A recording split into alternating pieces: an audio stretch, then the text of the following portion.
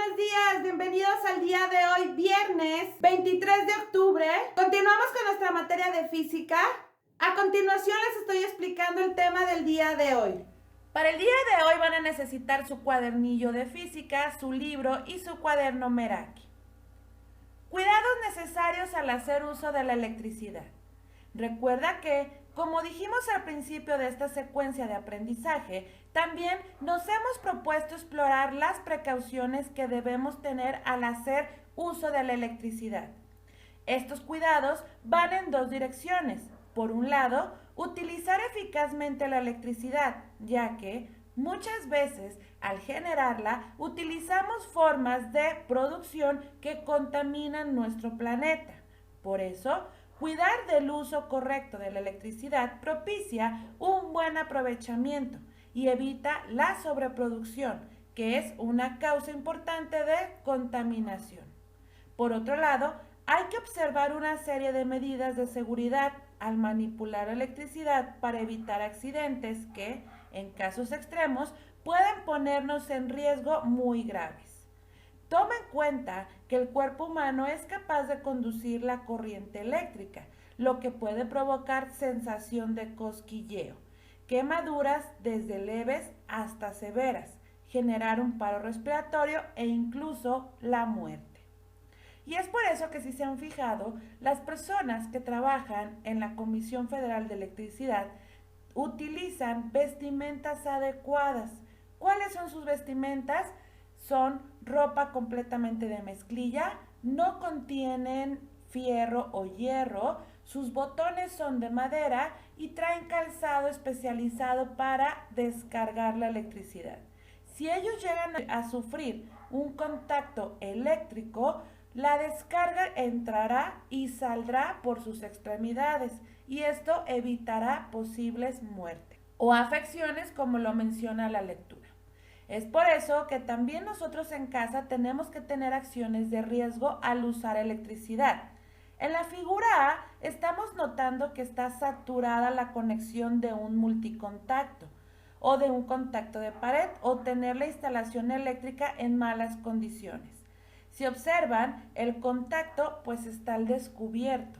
Esto permite que los cables, como comúnmente los conocemos, estén pelones.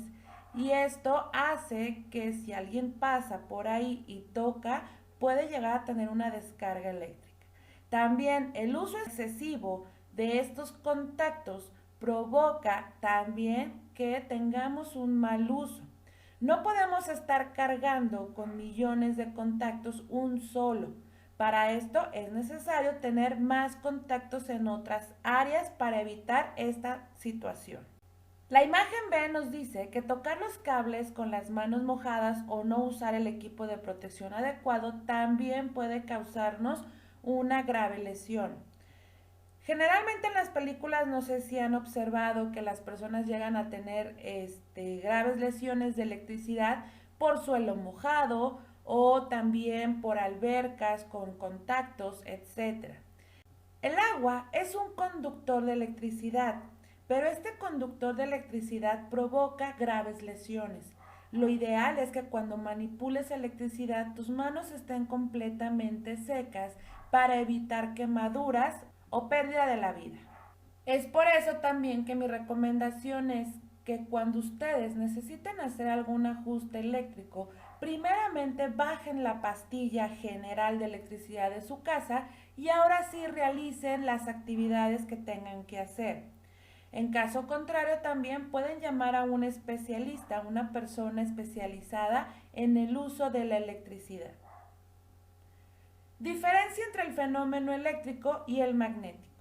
En la secuencia 5 exploraste que la materia está conformada por átomos y que estos se encuentran formados por partículas. Las principales para efectos de este estudio son el protón y el electrón. Debes saber que los átomos tienen en general una carga neutra, es decir, poseen la misma cantidad de electrones con carga negativa que protones con carga positiva. Al frotar el globo contra el cabello, ambas superficies intercambian electrones y se ejercen fuerzas de atracción o repulsión a distancia. dependiendo de la carga eléctrica de esos materiales. Y esta carga hace que tengamos una atracción o una repulsión. Por lo tanto, la electricidad que se está conduciendo a través de nuestro cabello después de haber sido transmitida por el frotar del globo provoca que estos tengan una atracción. Los detectores de metales funcionan con el magnetismo. Estos, al identificar corrientes magnéticas, hace una especie de ruido para indicar que en ese espacio se localiza un metal. Ojo, principalmente tienen que ser materiales que tengan esta conductividad eléctrica y magnética. El fenómeno que estudiaron en la actividad anterior es conocido como electrostático. Si reflexionas un poco en esta palabra, advertirás que expresa su propio significado. Electricidad estática, es decir, aquella en que las cargas positivas y negativas se mantienen inmóviles durante un breve lapso. Al frotar el globo con el cabello, sus superficies intercambiaron electrones. Al final, un material quedó con exceso de electrones y otro con exceso de protones. Por tanto, uno queda cargado negativamente y el otro positivamente. Así, al acercar el globo o el peine a diferentes materiales como el chorro de agua o los fragmentos de papel, podemos observar que se ejercen fuerzas de atracción a distancia. En los fenómenos eléctricos, la separación de cargas es posible. En los fenómenos magnéticos, las fuerzas que interactúan también se ejercen a distancia, sin necesidad de contacto, pero existe una diferencia crucial entre estos y los fenómenos eléctricos. La diferencia reside en que los imanes tienen propiedades únicas, pues todos poseen dos polos, llamados norte y sur, que observamos en la figura 6.3. Si yo tengo un imán que tiene un polo norte y un polo sur y lo fracturo, este imán a su vez tendrá un polo norte y un polo sur ya fracturados. Esto es por las cuestiones de los polos magnéticos de un imán que no se pueden separar, así que si se corta un imán en dos partes se obtienen dos imanes. Esto es simplemente magnetismo. Por eso también son conocidos como dipolos magnéticos. Estos polos de un imán no pueden separarse, es decir, no existen los monopolos magnéticos como en el caso de las cargas eléctricas que sí pueden existir separados. El campo magnético en 3D. Cuando pudiste darte cuenta en la actividad experimental con un poco de trabajo, se puede visualizar un campo magnético. La primera persona que introdujo la idea de campo fue Michael Faraday, al considerar que los imanes interactúan con materiales sin necesidad de hacer contacto con estos. Faraday propuso que este campo solo se hace evidente cuando el imán interactúa con otro cuerpo susceptible de imantación. El campo magnético es representado con un conjunto de líneas conocidas como líneas de fuerza. Por convección se dice que salen del polo norte y entran al polo sur del imán. Sin embargo, se trata de líneas cerradas. En los puntos donde el campo magnético es más intenso, existirán más líneas de fuerza. Y este ocupará todo el espacio circundante, como en el caso del campo magnético terrestre. El campo magnético terrestre también tiene su polo norte magnético y su polo sur magnético, que están invertidos respecto de los polos geográficos. Y lo vemos en la figura 6.5, que observamos los polos del campo magnético terrestre que no coinciden con los polos geográficos. Y aquí estamos viendo un polo norte y un polo sur, los cuales tienen su campo magnético influyendo independientemente uno del otro pero a su vez generando una carga incluyente entre ambos.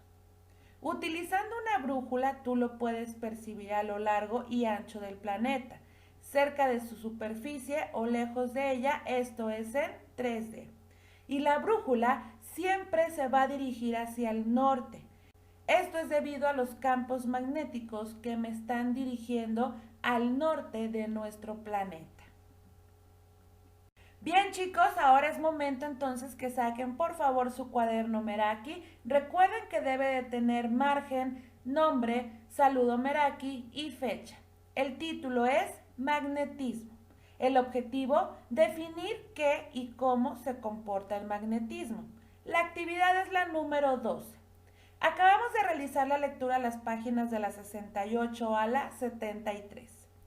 A continuación tienen que copiar y responder las siguientes preguntas en tu cuaderno. ¿Cuáles son los principales cuidados al usar la electricidad? ¿Qué es un fenómeno eléctrico? ¿Qué es un fenómeno magnético? Explica el campo magnético en 3D.